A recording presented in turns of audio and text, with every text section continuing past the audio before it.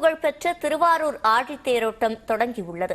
லட்சக்கணக்கான பக்தர்கள் தேரை வடம் பிடித்து இழுத்து வருகின்றனர். அதன் நேரடி காட்சிகளை பார்க்கலாம்.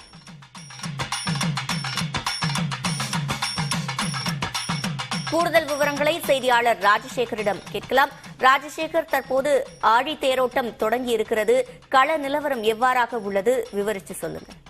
சிவரஞ்சனி, உலக புகழ்பெற்ற திருவாரூர் ஆழி தேரோட்டம் தற்பொழுது தொடங்கி இருக்கிறது. லட்சக்கணக்கான பக்தர்கள் அந்த தேரை வடம் பிடித்து இழுத்து வருகிறார்கள். அந்த காட்சியினை தான் நாம் நியூஸ் 18 தமிழ்நாடு தொலைக்காட்சியில் பிரத்யேகமாக ஒளிபரப்பி வருகிறோம். பிரசித்தி பெற்ற திருவாரூர் தியாகராஜர் கோவில் பாத்தீங்கன்னா சைவ சமயத்தின் தலைமை பீடமாகவும் சர்வதோஷ பரிகார தலமாகவும் விளங்கக்கூடியது. இந்த ஆலயத்துல பங்குனி உத்திர திருவிழா என்பது மிக பிரசித்தி பெற்றது.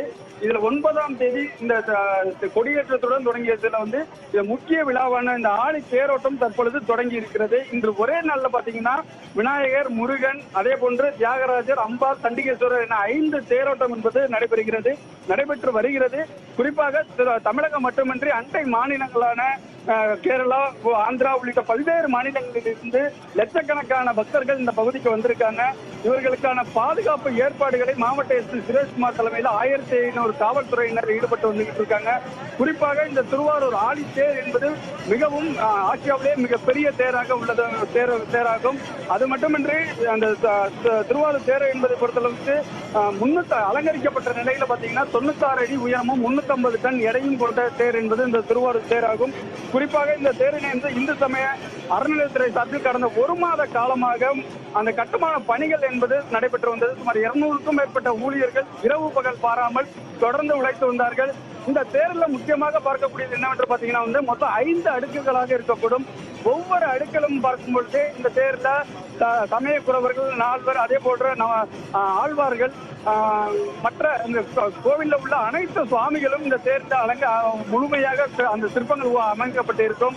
அது மட்டுமின்றி இந்த தேரின் முன்பகுதியில் 4 குதிரைகள் மற்றும் ஒரு ஆளி, மொத்தம் 5 இருக்கும். அந்த தேர் வரும்பொழுது அந்த குதிரைகள் ஆடிக்கொண்டு வரும் காட்சி கண்கொள்ளா காட்சி என இங்கு உள்ள பக்தர்கள் தெரிவிப்பார்கள்.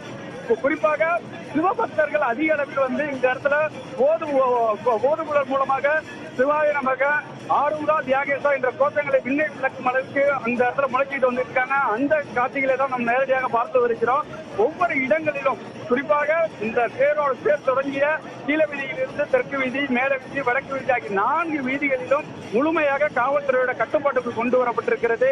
அனைத்து இடங்களிலும் கண்காணிப்பு கேமராக்கள் பொருத்தப்பட்டு முழுமையாக கண்காணிக்கப்பட்டு வருகிறது. குறிப்பாக பெண்களிடம் எந்த தவறும் செய்யாமல் இருப்பதற்காக பெண் காவலர்கள் அதிக அளவில் நியமிக்கப்பட்டிருப்பதாக மாவட்ட காவல்துறை தெரிவித்திருக்காங்க.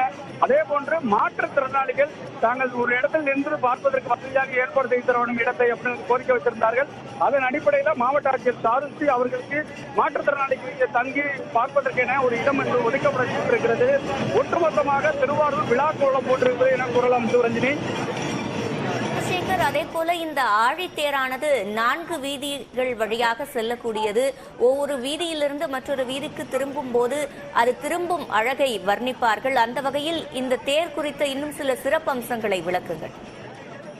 கண்டிப்பாக சிவரஞ்சனி, இந்த ஆழி தேரானது பாத்தீங்கன்னா பல நூற்றாண்டுகளுக்கு முன்பிருந்தே ஓட தொடங்கியது என வரலாறுகள் தெரிவிக்கின்றது. குறிப்பாக இந்த தேரின் மொத்த உயரம் பார்க்கும்போது 96 அடியாகவும் அகலம் 67 அடியாகவும் உள்ளது. இதன் மொத்த எடை பார்த்தீங்கன்னா 350 டன்னாக இருக்கிறது.